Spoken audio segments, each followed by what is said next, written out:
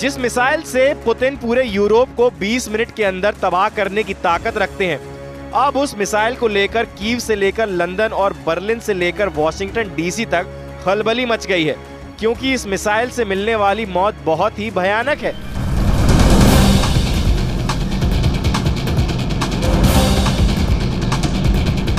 चार 4000 डिग्री में यूक्रेन को जलाने के लिए एक बार फिर तैयार हो चुका है रूस। 4000 डिग्री सेल्सियस वाली भट्टी तैयार है और यही वजह है कि 4000 डिग्री में ज़ेलेंस्की को जलाने का दूसरा मिशन लॉन्च होने वाला है। पुतिन की ताज़ा चेतावनी ओरेश्निक मिसाइल को लेकर आई है, जो 4000 डिग्री वाला हमला करती है। ऐसी गर्मी पैदा होती है कि सब कुछ भाप बन जाता है। पुतिन की ओरेश्निक एक परमाणु मिसाइल है, लेकिन अभी इसे एटम बम से लैस नहीं किया गया है। 21 नवंबर को यूक्रेन पर जब ये मिसाइल गिरी तो इसके बाद वॉरहेड कैसे एक के बाद एक निर्दोष शहर पर फटे, पुतिन ने कह दिया कि परमाणु बम जैसा हमला करने वाली ओरेश्निक मिसाइल लॉन्च पैड पर पहुंच चुकी है। रूस ओरेश्निक मिसाइल से फिर हमला करना चाहता है, लेकिन वक्त क्या होगा पुतिन ने ये नहीं बताया। पुतिन कहते हैं कि अगर मध्यम रेंज वाले हथियारों की जरूरत होगी तो हम उन्हें लॉन्च करेंगे, लेकिन हम जल्दी में नहीं हैं। अब ये रहस्य नहीं है, हम कुछ नहीं छुपाते। ऐसे हथियार हमारे पास बड़ी तादाद में नहीं है, लेकिन ये हथियार हमारे पास हैं। यानी पुतिन ने साफ कर दिया है कि ओरेश्निक से फिर हमला करेगा रूस। पुतिन ने बता दिया है ज़ेलेंस्की को जलाने का दूसरा मिशन। पुतिन ने बताया है कि 4000 डिग्री की भट्टी में उबलेगा यूक्रेन।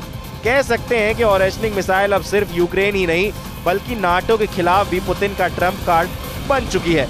6 वॉरहेड के साथ पुतिन इस मिसाइल से यूक्रेन को दहला चुके हैं। अगर पुतिन ने इस मिसाइल को यूरोप के शहरों पर फायर किया तो क्या होगा?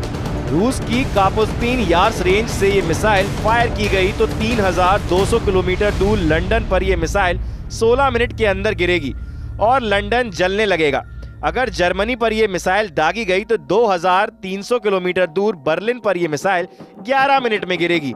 अगर फ्रांस पर यह मिसाइल दागी गई तो 3100 किलोमीटर दूर पेरिस तक पहुंचने में इसे 15 मिनट लगेंगे। अगर बेल्जियम पर यह मिसाइल दागी गई तो 3000 किलोमीटर दूर ये तो कैपिटल सिटी ब्रेसलेस पर 14 मिनट में गिरेगी। अगर इटली पर यह मिसाइल फायर की गई तो 2700 किलोमीटर दूर रोम शहर पर यह मिसाइल 13 मिनट में फटेगी। इससे पहले जब 21 नवंबर को ओरेश्निक के वॉरहेड यूक्रेन पर गिरे तो उन धमाकों को देखिए। एक के बाद गिरे इन वॉरहेड ने बता दिया कि पुतिन की ताकत क्या है, पुतिन की मिसाइल पावर क्या है। पुतिन जब चाहें यूरोप के किसी भी शहर को अपनी ओरेश्निक मिसाइल से दहला सकते हैं।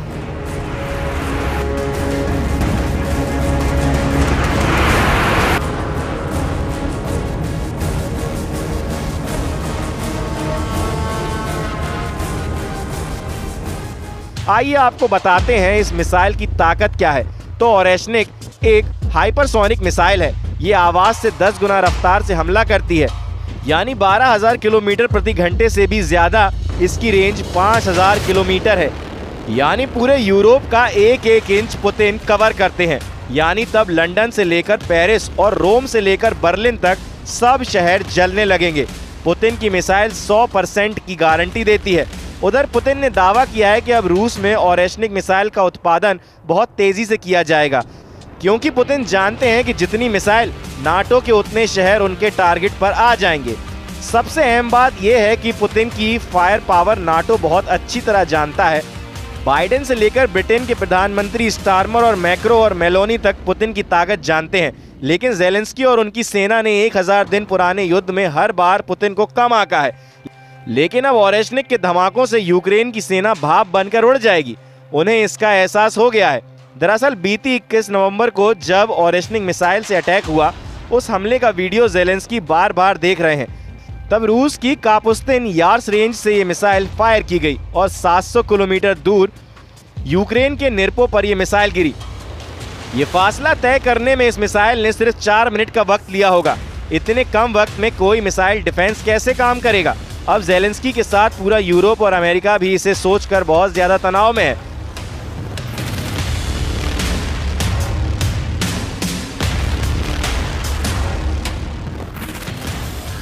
बात यह है कि इस वक्त रूस में कुर्स्क के बड़े इलाके पर यूक्रेन का कब्जा है और पुतिन के साथ उत्तर कोरिया के फौजी भी वहां डटे हुए हैं। ज़ेलेंस्की को यहां अमेरिका और ब्रिटेन से मदद मिल रही है। इस बात ने पुतिन को बहुत ज्यादा गुस्से से भर दिया है, क्योंकि नेटो के देश अब यूक्रेन को ऐसे हथियार इस्तेमाल करने की इजाजत दे चुके हैं जिनसे रूस के अंदर गहराई तक हमला किया जा रहा है। इनमें एटकम रॉकेट की रेंज 300 किलोमीटर से ज्यादा है, जबकि स्टॉर्म शैडो क्रूज मिसाइल की रेंज 500 किलोमीटर से ज्यादा है। और यूक्रेन को ये अटैकम रॉकेट अमेरिका से मिले हैं, जबकि storm shadow cruise missile Britain से मिली है। दूसरी तरफ एक और यूरोपीय देश इटली की प्रधानमंत्री जॉर्जिया मेलोनी ने कहा है कि वो जेलेंस्की के साथ हैं। मेलोनी का दावा है कि इटली यूक्रेन को कभी अकेला नहीं छोड़ेगा। नाटो से जो भी हथियार यूक्रेन को मिले हैं उनमें अटैकम रॉकेट और स्टॉर्म शैडो के साथ स्काल्प क्रूज मिसाइल भी हैं। इन हथियारों से यूक्रेन ने रूस के ब्रायंस्क और कुर्स्क के इलाकों में हमले तेज कर दिए हैं। अमेरिका, फ्रांस और ब्रिटेन के फैसले ने पुतिन का गुस्सा बहुत ज्यादा भड़का दिया है। पुतिन का कहना है कि ओरेशनिक स्टॉर्म शैडो वाले हमले का जवाब है। स्टॉर्म शैडो यूक्रेन को ब्रिटेन से मिली क्रूज मिसाइल है, जिसकी रेंज 500 किलोमीटर से ज्यादा है। जब इस मिसाइल से रूस को टारगेट बनाया जा रहा है, तब पुतिन ने बता दिया है कि 2025 में पूरा यूक्रेन ही नहीं बल्कि जेलेंस्की की मदद करने वाला हर देश ओरेशनिक के धमाकों से दहल सकता है। ऐसे में अगर पुतिन सिर्फ ओरेशनिक मिसाइल का इस्तेमाल करते हैं तो यूरोप में नेटो से लड़ने के लिए पुतिन को और किसी मिसाइल की जरूरत नहीं है। इसमें कोई शक नहीं है कि ओरेशनिक मिसाइल के धमाकों को देखकर जेलेंस्की इस वक्त बहुत ज्यादा डरे हुए हैं।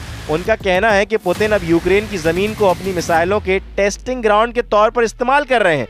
अगर ऐसा है तो जेलेंस्की से ज्यादा नेटो को डरने की जरूरत है, क्योंकि यूक्रेन पर ऐसी मिसाइल फायर करके पुतिन अमेरिका और नेटो को दिखाना चाहते हैं कि वो पूरे यूरोप को चुटकी में मसल सकते हैं। हालांकि पेंटागन ने दावा किया है कि ओरेशनिक मिसाइल पुतिन की RS-26 फ्रंटियर मिसाइल की ही एक नकल है, जो मध्यम दूरी और लंबी दूरी की मिसाइल के बीच वाली रेंज को कवर करती है। एक ICBM यानी इंटर कनेक्टिंग ब्लास्टिक मिसाइल की रेंज कम से कम 5,500 होनी चाहिए, तभी वो लंबी दूरी वाली ICBM की श्रेणी में आती है, जैसे रूस की RS-28 सरमत और RS-24। ये दोनों मिसाइल 10,000 किलोमीटर से ज्यादा की रेंज रखती हैं, लेकिन अभी नेटो को रोकने के लिए पुतिन ने नई तरकीब निकाली और अपनी ओरेशनिक मिसाइल को 5,000 किलोमीटर की रेंज तक ही रखा है। पुतिन चाहते हैं कि यूक्रेन को 4,000 डिग्री वाली आग में जलाया जाए और कोई ये भी दावा ना कर पाए कि रूस ने परमाणु हमला किया है। और अभी के हालात भी जानिए। इस वक्त जेलेंस्की पूर्वी यूक्रेन यानी डॉनबास हार चुके हैं। जेलेंस्की क्राइमिया को वापस लेने में नाकाम रहे हैं। जेलेंस्की कुर्स्क में भी फेल हो चुके हैं, यानी तीनों मोर्चों पर यूक्रेन को लगातार झटके लग रहे हैं। तीनों फ्रंट जेलेंस्की से आउट ऑफ कंट्रोल हो चुके हैं और ऐसे में अब जेलेंस्की के सामने 4,000 डिग्री वाला खौफ है, क्योंकि यूक्रेन को ओरेशनिक मिसाइल से जलाने के लिए एक बार फिर तैयार है पुतिन। उनकी 4,000 डिग्री सेल्सियस वाली भट्टी तैयार है। 4,000 डिग्री में जेलेंस्की को जलाने का दूसरा मिशन लॉन्च होने वाला है। पुतिन की दूसरी रणनीति भी जानिए। दरअसल रूस के कुर्स्क इलाके को वापस लेने के लिए पुतिन ने उत्तर कोरिया की फोर्स उतारी हुई है और अब ओरेशनिक अटैक वाली रणनीति ने जेलेंस्की को परेशान कर दिया है। जेलेंस्की के डर और पुतिन के दावों को देखकर यूरोप भी कांप रहा है, क्योंकि रूस से पूरे यूरोप की रेंज 3,000 किलोमीटर के दायरे में है और पुतिन 20 मिनट के अंदर पूरे यूरोप को जला सकते हैं। अब सोचिए कि अगर 12,000 किलोमीटर प्रति घंटे की रफ्तार वाली मिसाइल अगर यूरोप का ये हश्र कर सकती है, तो पुतिन की बाकी मिसाइल पावर तो यूरोप को बचाने के लिए 10 मिनट का भी वक्त नहीं देंगी। पूरे नेटो की सेनाएं पुतिन के सामने नाक रगड़ती हुई नजर आएंगी। पुतिन का मिसाइल गोदाम ये ताकत रखता है, ये बात बाइडेन भी जानते हैं, ट्रम्प भी जानते हैं और पुतिन को कम आंकने वाला उनका हर दुश्मन बहुत अच्छी तरह से इससे वाकिफ है।